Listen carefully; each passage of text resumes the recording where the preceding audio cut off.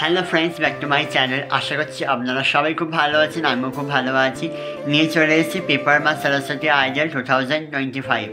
কীভাবে আমি কাগজ দিয়ে আমার বাড়ির পুজোর জন্য মা দেবীকে গড়ে তুলি, সেই ভিডিওই আজ আমি আপনাদের সবার সঙ্গে শেয়ার করব। যদি এই ভিডিওটা আপনাদের সবার ভালো লেগে থাকে তাহলে অবশ্যই লাইক, কমেন্ট, শেয়ার ও সাবস্ক্রাইব করতে ভুলবেন না। চলুন দেখতে থাকুন কীভাবে আমি কাগজ দিয়ে দেবীকে গড়ে তুলি। চলুন।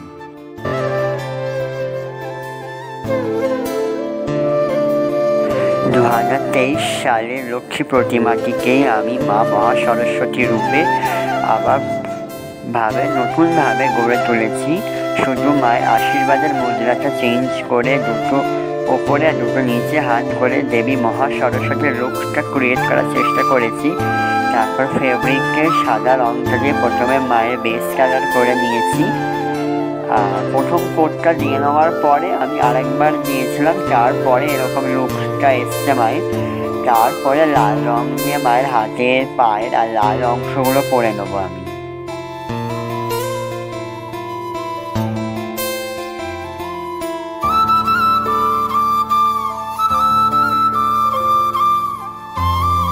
তারপর কালো ফেব্রিক দিয়ে যেমন চোখটা ছিল, চোখটা তেমনি করেছি, যেমন লাল ছিল, যেমন গরুটা ছিল ওরকমই করেছি, শুধু সাদা দিয়ে ত্রিনয়নটা, আর তারপরে কালো লাল দিয়ে ত্রিনয়নটা ফুটিয়ে চলেছি।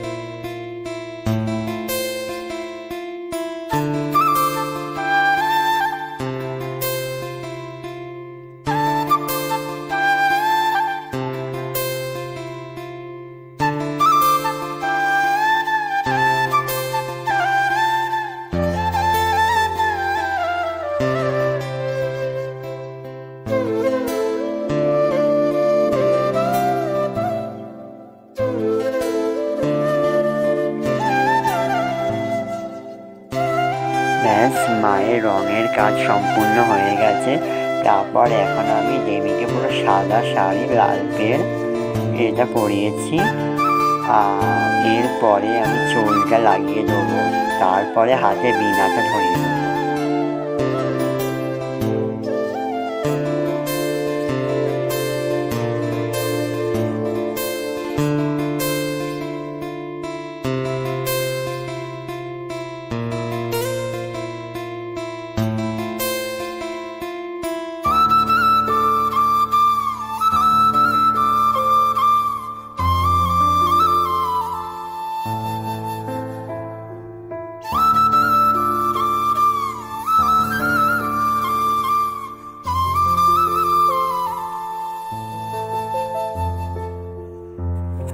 একটা ভালো রুদ্রাক্ষের মালা ছিল, সেটাও দেবীকে ভালো করে পরিয়ে দিয়েছি। এবার দেবীর এই নিচের হাতে বীণা, ওই উপরে মানে বাঁ হাতে বেদ, আর এইদিকে ডান হাতে ওপরে রুদ্রাক্ষ মালা দিয়েছি পরে। আর মায়ের নাকে নথ, মাথা টিগনি পরিয়ে দিয়েছি। আমি এখানে বেসিক্যালি মা মহা সরস্বতীর লুকটা ক্রিয়েট করবার চেষ্টা করেছি। জানি না কেমন হয়েছে, তবু করার চেষ্টা করেছি। তোমরা অবশ্যই কিছু কমেন্ট করে বলবে আমাকে, ঠিক আছে?